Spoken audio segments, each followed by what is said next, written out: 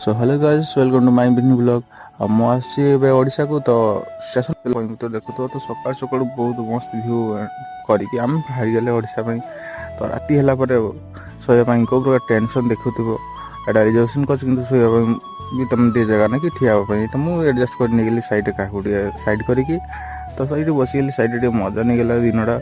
पुणी राति है पुणी आउ तो गोटे टेंशन आसगला बसिया कौटी शोया कौटी तो कौन सी जगह नथिबार मु बाथरूम साइड एडजस्ट बहुत ही खराब लगता है फिर थैंक करिया आड़ू यही प्रकार व्यू को देखा तो मुझे पहुँची जाइए आसिक ओडिशा तो ओडिशा आसी पहुँचिक मुझे प्रथम गली आम बारिपदार बालाजी को बालाजी जा स्वीट्स आने तो ये जगह मुझे स्वीट्स नेली